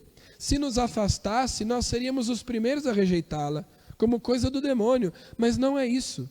Nós só amamos Maria por causa de Jesus. Ninguém amou Jesus mais do que Maria, e ninguém amou Maria mais do que Jesus. Quanto mais nós a amarmos, mais parecidos com Jesus nós seremos. A verdadeira devoção à Santíssima Virgem consiste em imitar as suas virtudes. Por isso aquele texto que nós lemos ontem, quando aquela mulher diz assim: bem-aventurados os seios que te amamentaram e as entranhas que te geraram. E Jesus diz: muito mais bem-aventurados são aqueles que ouvem, que cumprem a vontade do meu Pai. E nós dizíamos: por quê? Nós não podemos imitar a primeira coisa. Nós não podemos, como Maria, gerar Jesus no nosso ventre e amamentá-lo com o seio. Mas como Maria, nós podemos cumprir a vontade do Pai. Então, nós podemos imitar isso de Maria. A verdadeira devoção à Santíssima Virgem é fazer aquilo que ela nos manda. Fazei tudo o que Ele vos disser. É obedecer Jesus Cristo. Ela é absolutamente submissa a Ele. E nós vimos como Ele também se fez submisso a ela no amor filial. Então, não existe esse negócio. Maria e Jesus... São Paulo teve a ousadia de dizer a seguinte frase: eu vivo, mas não eu. É Cristo que vive em mim. Vocês acham que isso se aplica a Nossa Senhora também? Muito mais do que a São Paulo. Jesus e Maria são uma coisa só. Maria pode dizer: eu vivo, mas não eu, é Cristo que vive em mim. Ela é toda de Deus, porque ela é toda santa. Se São Paulo, que tinha pecado original, pôde dizer isso, imagina ela, que era toda santa, toda pura, que teve todos esses privilégios, era cheia de graça. Então, a devoção, a verdadeira, a correta devoção a Maria não nos afasta de Jesus. Ao contrário, nos aproxima ainda mais dele, nos faz querer amá-lo ainda mais, porque quanto mais eu me aproximo de Maria e imito as virtudes dela, eu só posso acabar querendo amar Jesus ainda mais como ela amou. 95. A Santa Igreja, como o Espírito Santo, bendiz primeiro a Santíssima Virgem e depois Jesus Cristo. Benedicta tu in mulieribus, et benedictus fructus ventris tui, Iesus. Bendita sois vós entre as mulheres e bendito é o fruto do vosso ventre, Jesus. Ele quer dizer que está primeiro aí, bendita Maria e depois Jesus, né? Não porque a Santíssima Virgem seja mais ou igual a Jesus Cristo. Seria uma heresia intolerável dizer que Maria é mais ou é igual a Jesus Cristo. Mas porque, para mais perfeitamente bendizer Jesus Cristo, cumpre bendizer antes a Maria. Digamos, portanto, com todos os verdadeiros devotos de Maria, contra seus falsos e escrupulosos devotos: ó Maria, bendita sois vós entre todas as mulheres, e bendito é o fruto do vosso ventre, Jesus. Bem, era muita coisa. Como eu disse, de Maria nunca se dirá o bastante. Eu queria falar um pouquinho do rosário e não vai dar tempo. Mas que os evangélicos dizem que são vãs repetições, né, e toda aquela coisa. Que também é uma oração profundamente cristológica. Ao longo do rosário nós vamos meditando o evangelho. Portanto, a oração mais evangélica que existe é o rosário, porque nós vamos meditando as principais passagens do evangelho. Bem, o fato é que eu espero que esta semana catequética tenha contribuído para que vocês pudessem amar mais a Virgem Maria e, amando mais a Virgem Maria, evidentemente amarem mais Jesus Cristo, amarem a igreja. Eu quero voltar a dizer que o catecismo da Igreja Católica é aquela fonte segura que nós temos para saber qual é o ensinamento da Igreja. Ah, mas o padre fulano me ensinou tal coisa. Não interessa o que o padre fulano falou, deixou de falar. Eu ou qualquer outro. O que o padre disse é o que ensina a Igreja? É. Amém. É diferente? Então fica com o que a Igreja fala e não com o que o padre falou. O padre tem que ser porta-voz da fé da Igreja, mas nem sempre é. Ou por ignorância, ou por má teologia mesmo. Então, eu posso dizer para vocês que se algum dia vocês me ouvirem ensinando alguma coisa diferente do que a Igreja ensina, será sempre por ignorância. Se vocês vierem me disserem, padre, o senhor disse tal coisa, mas a Igreja ensina o contrário, eu me desminto na hora. Agora, nem sempre é assim. Infelizmente, a gente ouve padres dizendo coisas que são heresias. Então, não é o que o padre ou o bispo fulano disse. Teoricamente, como porta-vozes da Igreja, os padres e os bispos devem ensinar o que ensina a Igreja. Mas isso nem sempre acontece. Então, a gente tem que estudar, tem que conhecer, tem que se aprofundar. O catecismo é um critério, um compêndio que a Igreja nos deu para isso. Depois tem aqueles livros que eu já tinha indicado, né, sobre Nossa Senhora, aquele do Scott Hahn, Salve Santa Maria. Eu vi que muita gente foi atrás e está querendo comprar. Está na Bíblia, os versículos católicos de Dave Armstrong. O próprio Scott Hahn tem uma coleção de cadernos de estudo bíblico, eu só trouxe 2 aqui, mas já tem vários publicados pela editora Eclésia. Esse aqui, por exemplo, é o do Evangelho de Mateus. Esse é o do Evangelho de Lucas. Então ele vai comentando cada passagem do Evangelho e coloca inclusive citações do catecismo que tratam a respeito daquilo. Eu trouxe esse livro do professor Felipe Aquino, Escola da Fé, Sagrada Tradição, que traz alguns textos dos padres da Igreja a respeito de temas como a virgindade de Maria, a Eucaristia, o purgatório, assim por diante. Então, bom, hoje também existem sites de doutrina. O maior site católico hoje no Brasil é o site do Padre Paulo Ricardo, padrepauloricardo.org. É o mais confiável, é o mais completo, é o melhor site católico que nós temos hoje, o mais visitado, enfim, são vídeos, então tem muita coisa. Tem outros sites, tem um que é mais direcionado aos jovens, que se chama O Catequista, ocatequista.com, se não me engano, que é um casal do Rio de Janeiro que escreve, é direcionado aos jovens, é uma linguagem um pouco mais coloquial e tal, e é muito bom também como fonte de estudo. Enfim, né? Só não estuda quem não quer, só não conhece quem não quer, quem não se interessa. Com a internet a gente tem muita coisa também, tem livros hoje sendo publicados, muitas editoras novas aparecendo. Essa editora Eclésia é uma editora muito boa, editoras como Quadrante, Cleofas, Cultor de Livros, enfim, são editoras católicas muito boas. Enfim, né? Então, você que é catequista, procure se formar, procure se informar, não só porque você tem a missão de transmitir aos outros a fé da Igreja, mas porque quanto mais a gente se alimenta com isso, a nossa fé aumenta, não é só para os outros.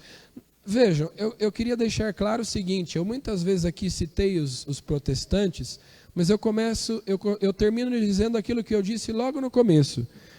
Os protestantes são nossos irmãos. Pelo batismo em Cristo, nós devemos amá-los e nós devemos evitar qualquer tipo de polêmica desnecessária, porque muitas vezes, sobretudo na internet, mas também às vezes na nossa família, quando nós somos acusados e tal, nós podemos e devemos defender a nossa fé, mas às vezes a pessoa que vem debater conosco não está interessada em conhecer a verdade. Não é um debate sincero onde as duas partes estão dialogando a fim de chegarem juntas à verdade. Então, na medida do possível, nós devemos sim dar a razão da nossa esperança e defender a nossa fé. Mas entrar em polêmica só pela polêmica é bobagem. Então, a finalidade aqui não é dar para vocês munição para depois começarem a atacar protestantes por aí. Não é isso. Criar uma guerra, né? É para que a nossa fé se fortaleça. Não é para eu convencer os outros. É para que eu esteja convencido do que eu creio. Para que eu saiba no que eu creio. Para que, com meia dúzia de palavras... Eu vou dar um exemplo aqui. Um dia, alguns anos atrás, numa conversa, uma pessoa que é catequista, um homem que é catequista numa paróquia, num lugar por onde eu passei, estava passando os 10 mandamentos, né? E a pessoa comentando que estava assistindo, não sei o quê, ele disse assim, porque... mas eles mostraram lá num episódio os 10 mandamentos, mas eles inventaram um monte de coisa lá que não tem, falando negócio de imagem para criticar a gente que é católico. Mas, meu filho, nos 10 mandamentos se fala das imagens. Então você que não lê a Bíblia, né? Aí você não sabe que no primeiro mandamento Deus proíbe construir imagens, e vem um protestante e diz para você, olha aqui, Deus proíbe no primeiro mandamento. A Igreja Católica tirou do primeiro mandamento proibir imagens. Oh, meu Deus, eu estou sendo enganado. O que te engana é a tua ignorância, não é a igreja. É a tua preguiça de estudar, né? Ninguém está sendo enganado. A gente é enganado quando a gente, por preguiça, não estuda e ignora as coisas. Aí, com meia dúzia de palavras, o outro enfia a gente no bolso. E às vezes é um outro que também sabe muito pouca coisa, mas decorou meia dúzia de versículos que ele sabe que servem para atacar a gente. Então, não é para ir atacar ninguém, é para você ter mais convicção de que você pode e deve amar, venerar tranquilamente a Mãe de Deus, a Virgem Maria. Só isso. Essa é a finalidade. Tá bom? Eu sei que muita gente queria fazer pergunta, mas já são quase 10 horas, né? Então, se a gente começar a fazer perguntas aqui agora, nós vamos longe. Mas quem sabe, eu acho que a experiência foi boa, e como nós vimos aqui, a maioria que está não são catequistas, então que não são só os catequistas, os interessados na semana catequética, quem sabe em janeiro, a gente, nas férias de janeiro, não faça outra semana catequética. Fica aí a ideia, né, no ar. Porque não precisa ser uma vez por ano, de repente nós possamos fazer mais isso e assim a gente possa também abrir mais espaço para perguntas. Então, é isso. Vamos ficar de pé.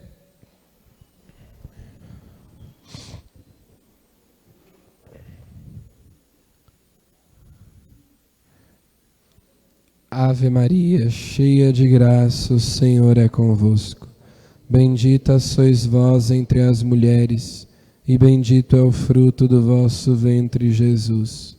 Santa Maria, Mãe de Deus, rogai por nós, pecadores, agora e na hora de nossa morte. Amém. O Senhor esteja convosco. Abençoe-vos Deus Todo-Poderoso, Pai e Filho e Espírito Santo. Amém. Obrigado também a você que nos acompanhou durante essa semana pelo Facebook, da sua casa. Deus abençoe também você. E a nós que estamos aqui, vamos em paz e o Senhor nos acompanhe.